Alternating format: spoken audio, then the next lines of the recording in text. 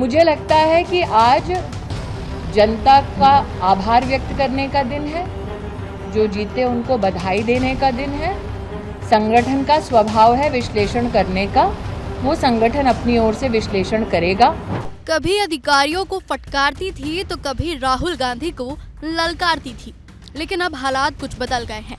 बीते 10 साल मोदी कैबिनेट में अपनी धमक रखने वाली और अमेठी की राजनीति का केंद्र रही स्मृति ईरानी राहुल के सिपह सलार केएल शर्मा से ऐसे बुरी तरह हारी कि अचानक राजनीतिक गलियारे से गायब ही नजर आ रही हैं।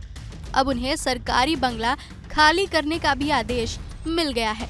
4 जून को हारने के बाद स्मृति ने प्रतिक्रिया दी थी, फिर उसके 5 दिन बाद शपथ ग्रहण में भी नजर आई थी।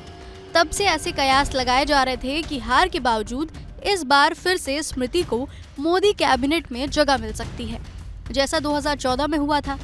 लेकिन 9 जून को जब शपथ ग्रहण के दिन स्मृति ईरानी को दर्शकों के बीच देखा गया तो ये साफ हो गया कि स्मृति ईरानी की इस बार की हार बीजेपी को नागवार गुजरी है।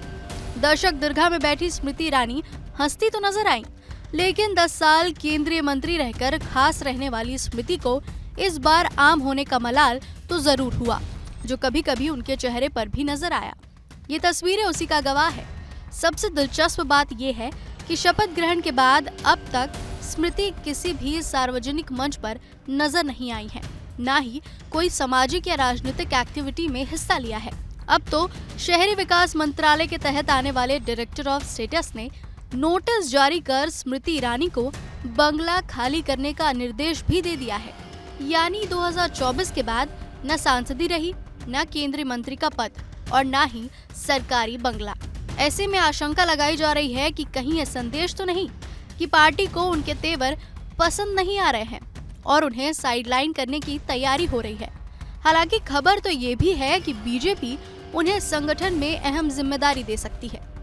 बहरहाल एक बात तो तय है कि अमेठी से राहुल ने खुद को दूर रखकर स्मृति से 2019 का ऐसा करारा बदला लिया है जिसे न स्मृति और न बीजेपी पचा पा रही है। और तो और राहुल के सिपह सलार केएल शर्मा ने भारी मतों से बीजेपी को हराकर स्मृति के राजनीतिक करियर में बड़ा रोड़ा खड़ा कर दिया है। अब देखना है कि हार के बाद सियासी गलियारों से दूर नजर आ रही स्मृति ईरानी कैसे कमबैक करती हैं और अपने पुराने सियासी कद को हासिल करती हैं।